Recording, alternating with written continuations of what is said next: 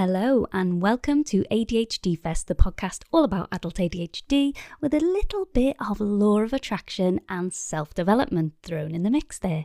I am your host, Tara Pratt, and today we're really mixing the two of those things up. We're going full ADHD and we're going full affirmation. So I wanted to talk about this tool that I have used as part of my law of attraction journey, but since I've had my ADHD diagnosis, it's really helped me with a lot of ADHD specific things. So I am talking about affirmations. What are they? If you've never heard of them before, all it is a positive, usually positive statement that you would make to yourself, and you can either do that by saying it out loud. Some people go as far as saying them in the mirror. I've never done that one personally. They've worked for me regardless. But some people find it really helpful to say them to themselves in the mirror. Or you can just write them down. You can say them in your head if you want. There's a million different ways. And towards the end of the pod, I'm going to share with you some ADHD specific ways that I've come up with personally to sidestep maybe the things that would get in the way of us using this tool, like maybe we find it a bit mundane and boring to just say a phrase out loud all the time. So I'm going to go through a few different ways you can use them, but whatever way you do, I believe they can be really, really helpful in ADHD and just general life. So, as I say, it's a phrase or a statement that you say to yourself over time. And the reason why we do this is to work on any subconscious limiting beliefs that we have. So I'm going to go into the science of it in a minute. But basically, the aim of the game is to overwrite those negative messages that we've been given over the years of our life. And in particular, this is bad for those of us who are neurodivergent, because I'm sure you've seen the memes going around. We tend to get a lot more criticism because we don't fit in that cookie cutter shape of what is expected in our society every single minute of every single day. We're not neurotypical and we don't fit the mold. We get criticized for it, particularly when you're undiagnosed, when people think there isn't an issue and we're just choosing to not conform to their standards, which I have to say sometimes are just completely made up, so why should we conform? But let's say we try to conform and we can't. They see it as we're not trying, and so we get a lot of criticism for that. It goes straight into our subconscious, and over time, once these things are repeated to us enough, it is a bit like an affirmation, except we're not saying it to ourselves. Other people are saying it to us, and then it's like programmed into your mind as a limiting belief, and we start believing it about ourselves. And believe it or not, we use affirmations all the time without knowing it. It's just that inner voice. It's what we tell ourselves about ourselves. It's what makes up our identity. We particularly need this rewriting of those beliefs and rewriting of that self-identity with ADHD, because we tend to internalize all the feedback that we get. We're extra sensitive to it because of something called rejection sensitive dysphoria. And all that means is we are sensitive to criticism.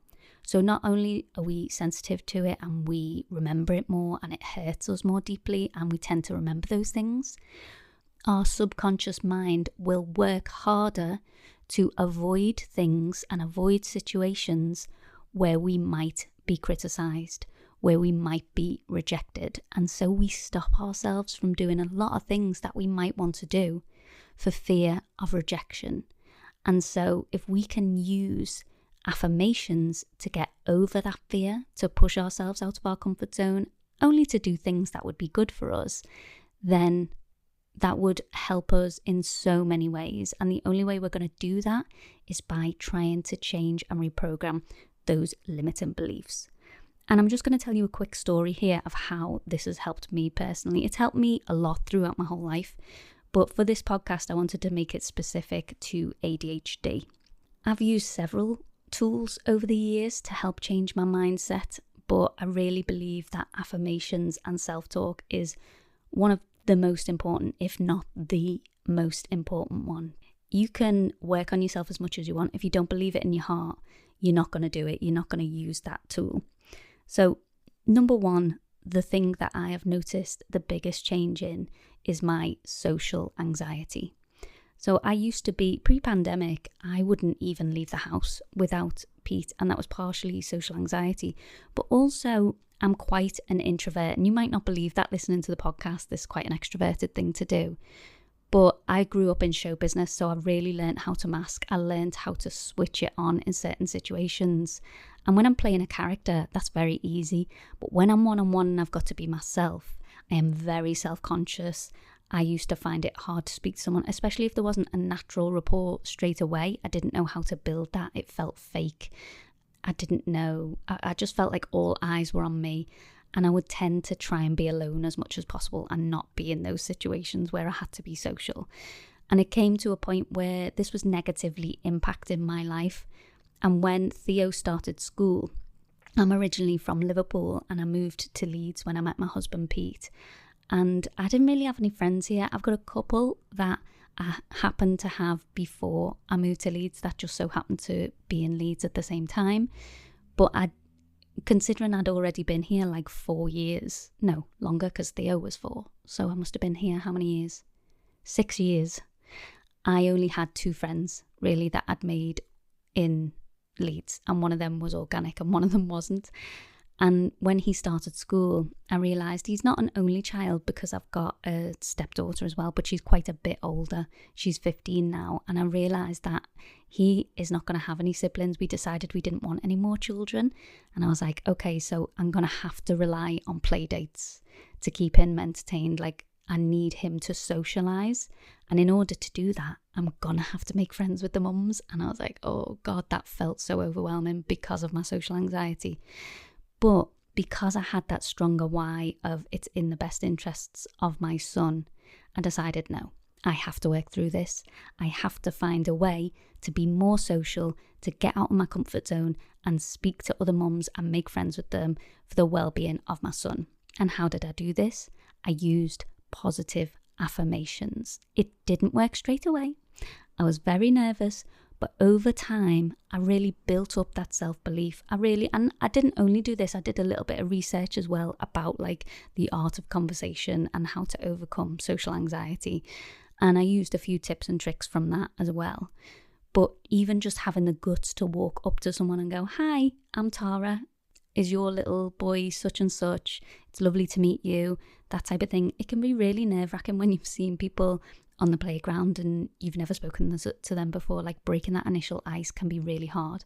So I worked really hard on my mindset and I used affirmations in several different ways that I'll share with you in a minute. But what I ended up doing was becoming that mum that everyone knew.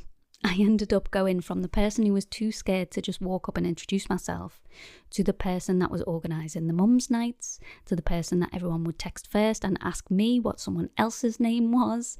In fact, it got to the point where one of the ladies that I thought was actually the most confident pulled me to the side one day and she was like, how do you do it? I was like, what do you mean? And she was like, how are you just so confident and you just walk up to people and you just start chatting? Like, it's amazing how you do it. I could never do that. And it was such a huge compliment because that never was me. I had built that in myself. I'd worked hard to create that. And now I find it really easy. Not when I'm in burnout. Sometimes I'm too tired and I haven't got the energy. But now I've built my self-confidence in that area and I absolutely put that down to my inner self-talk, to reprogramming those beliefs around social anxiety and being scared. So it really can help us. And there is science to back this up as well. Affirmations can sound really airy-fairy, especially when we talk about them in the context of law of attraction. They sound like we think they're magic, like they're going to do. And I do believe that they're magic. I do believe in the law of attraction, so I believe in manifestation. But if you don't, there is science to back it up. And it all is to do with neuroplasticity. And this is just rewiring pathways in the brain. If you think about programming, it's proven that most children get their subconscious beliefs cemented in their minds by age 7. So what you say to a child before age roughly 7 goes straight in there. It goes straight through the conscious mind and into the subconscious beliefs. And that's how they build up their pictures of the world. And it's not just what you say to them, it's also their experiences and how they interpret them. And so you've built this strong belief by age 7. And can you imagine how many things we get wrong at that age? But we carry it throughout our whole lives unless we do something to manually change those beliefs. So neuroplasticity is when we're actively working on those pathways and trying to create new ones and create new beliefs. It's also proven that self-affirmation creates a better sense of well-being, and it means that we deal with stress much better. So when things change in life, we're much more relaxed about it. It lowers our cortisol levels. There's so many studies. Just Google the science of affirmations and it'll tell you all about this in much more scientific language than I am now. But it is proven by scientists to be a really positive thing as well. So we definitely want to get into affirmations. And I believe why it's perfect for ADHD is because we 100% think non-stop, whether you're inattentive or hyperactive. I personally am inattentive. My mind is going non-stop. Often so many thoughts will be flying through my mind. I'll catch onto one for a second and it's a completely random topic and I'm like, God, I didn't even know I was thinking about that. And I don't know about you, but I sometimes have pains in my stomach and I think I'm not thinking about anything. And my friend will go to me, are you worrying about something? I'll be like, no. But when I stop and reflect, I'm like, actually, in the back of my mind, I am thinking about something that's worrying me. And as soon as I realise that, the stomach pains go.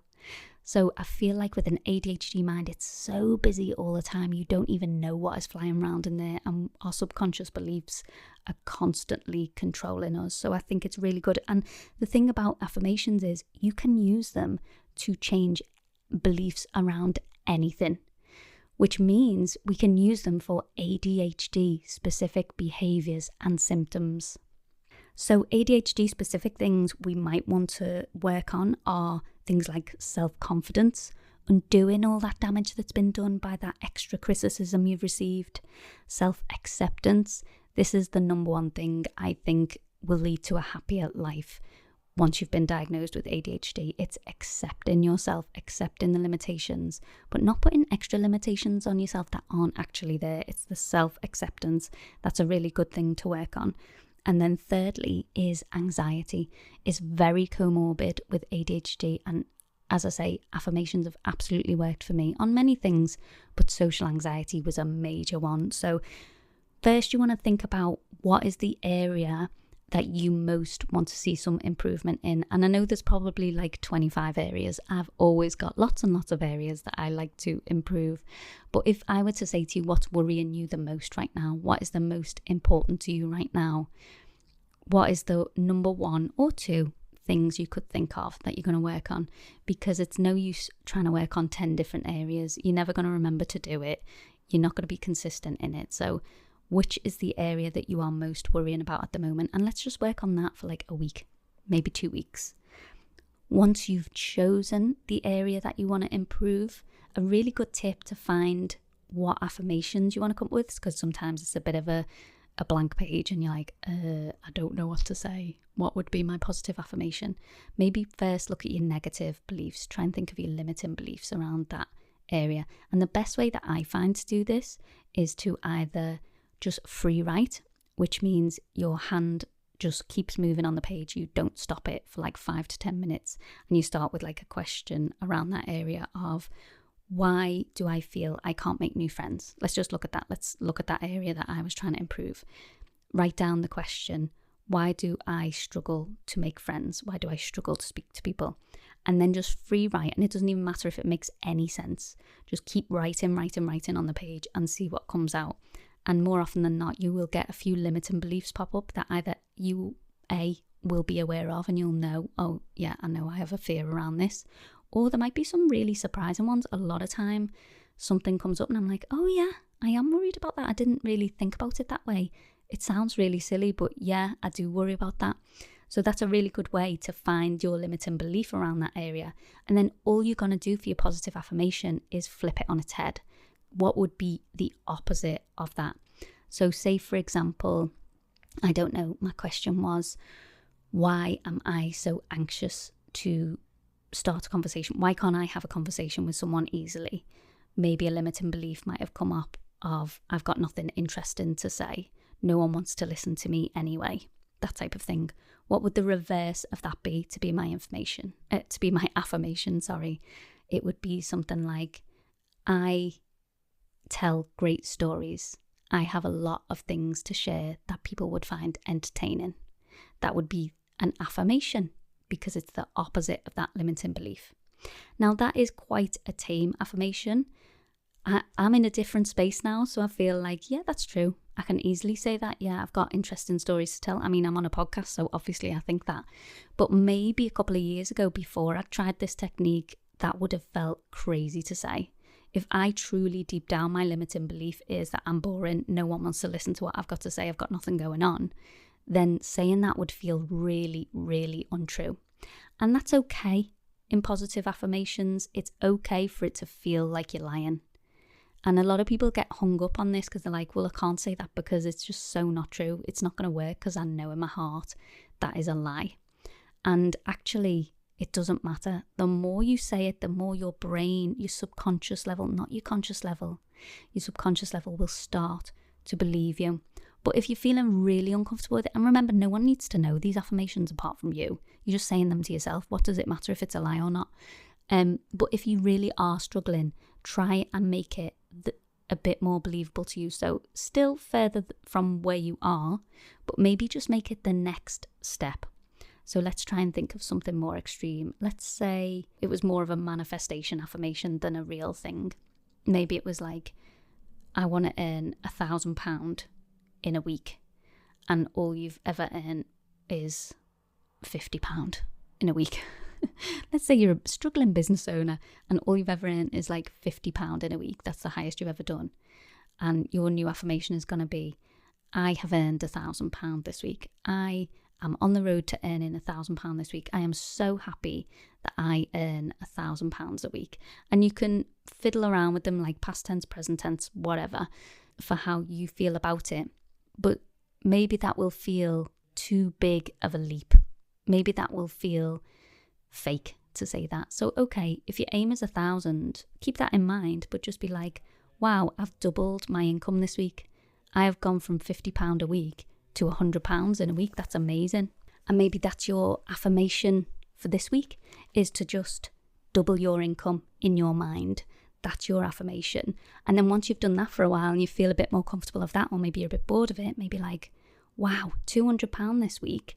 £250 this week. I'm a quarter of a way to my goal. This is amazing. I can see I'm making progress. It might not be true, but we're working on affirmations here. We're working on our beliefs of what we can do. We're tricking our mind. It's not logical, the subconscious mind. It is archaic. It's ancient. It's still in times where we were living in caves. It doesn't understand. So just keep lying to it. Just keep doing it over and over. And I promise you, over time, you will start to act in ways that align to that identity. You will start to act in ways that align to someone who earns £1,000 a week, and you will see opportunities. Does that make sense? And you can use this, obviously that's money as an example, just because it's the most measurable thing for me to say, take the next step. But whatever it is you're on, try to make it not believable, because it's going to be a lie, because we're working on our beliefs, and if we don't feel that way, it's going to feel like a lie. But don't make it such a massive chasm between the two, from where you are now to where you want to be. Just move up in increments if that makes you feel more comfortable. So some examples of affirmations, they tend to recommend, when I say they, I mean scientists, they tend to recommend using I statements. So I love meeting new people. I am learning every day and improving every day. I am a good person and I always intend to do the right thing.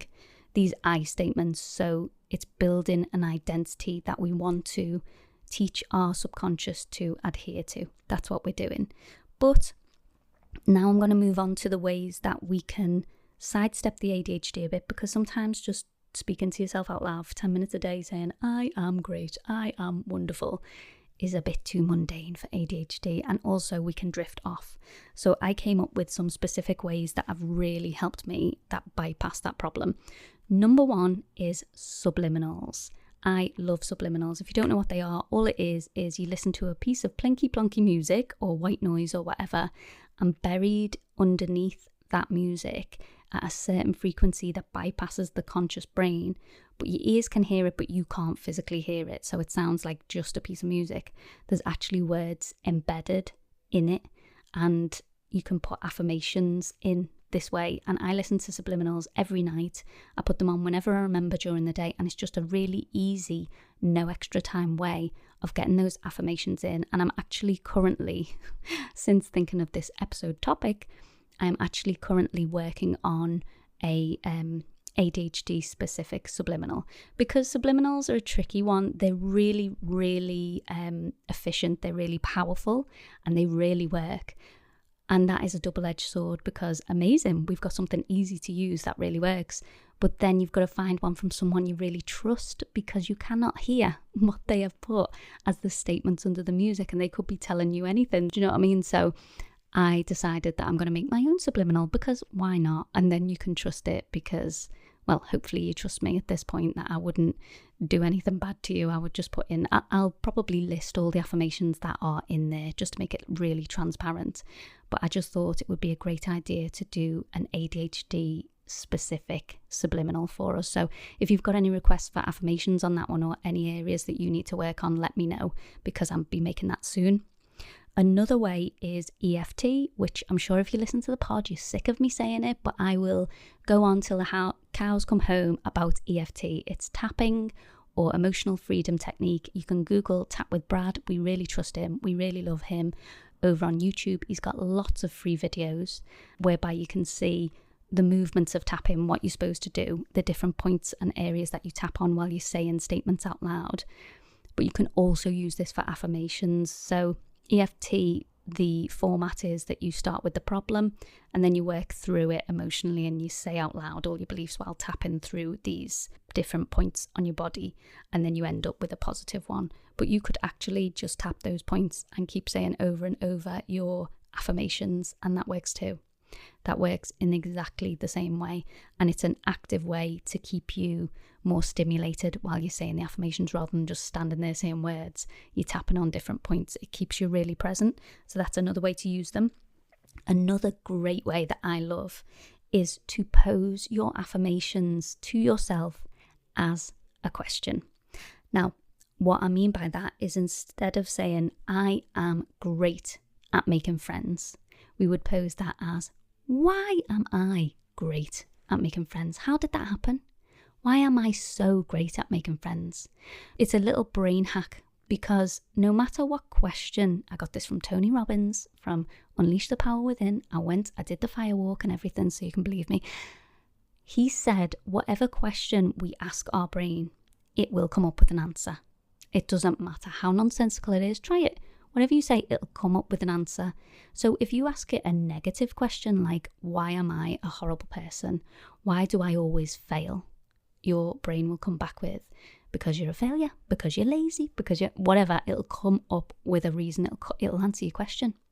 But if you ask your brain, why am I so hardworking? Why am I so successful? It'll come up with an answer. It'll be like, because you've worked hard on yourself, because your nan used to be a hard worker and you take after your nan. It will come up with an answer for any question that you ask it.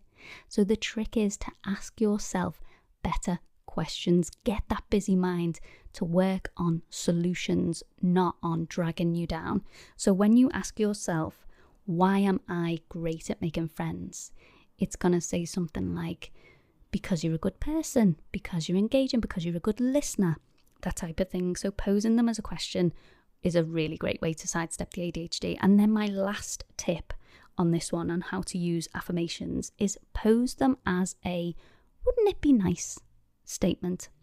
And I got this from the book Positively Wealthy by Emma Mumford. She uses it for manifesting, but I like to use it for affirmations.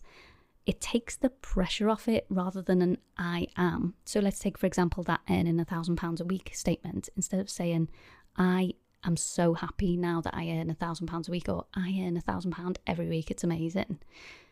We pose that as, wouldn't it be nice if I earn £1,000 a week? How good would it be to have £1,000 a week?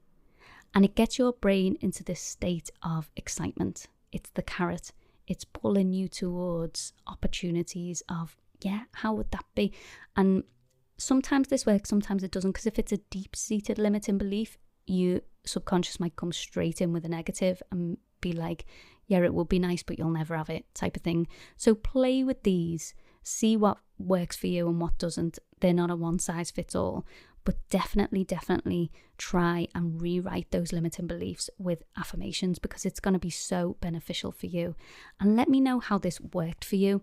Don't forget to send me any ideas for the subliminal, because I'm definitely going to be working on that. I've already picked my music.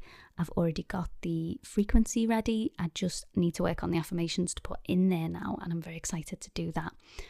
Also, before I go, check out the Body Doubling Club down below. I did a free episode last week. I hope you enjoyed that here on the pod. If you haven't listened to it yet, try it this weekend, maybe a Sunday reset. Turn on that episode from last week, the declutter episode, and you can try it out for free, the Body Doubling Club. If you do want to become a member, it's literally only $5.99 for the month, and you can do that. You can keep it going monthly, or you can just cancel it after 1 month. You get access straight away now to all the back catalogue. I think it's 33 episodes we've got at the moment, so you get access to them immediately, so you can use all of them straight away if you want. But then every month we add a few more episodes. It's usually like 1 a week, sometimes a bit more, sometimes a bit less, depending on when it's school holidays and stuff. But at the moment, you're getting roughly about 4 episodes a month on top of the back catalogue. They're evergreen episodes, so you can listen to Speed Clean Your Kitchen once in a month, and then you can listen to it again next month. They are to keep you company. They're real time, so you can use them again and again and again. I've got so many nice messages this week. Actually, I put one up on Instagram the other day where people have been using the Body Doubling free pods and saying like how useful they've been. And I'm like, I know, come to the Body Doubling Club, and honestly, for $5.99 a month, you cannot beat it. Much cheaper than a cleaner. It's much cheaper than all the time you've wasted sitting there staring into space, overwhelmed with ADHD paralysis. But yeah, we've got loads of stuff in there, so I'll leave the link for that down below. And any other questions, my inbox is always open, guys. I'll leave all my links down below. Best place to get me is probably Instagram, and I will speak to you all next week. Have a wonderful week. Bye.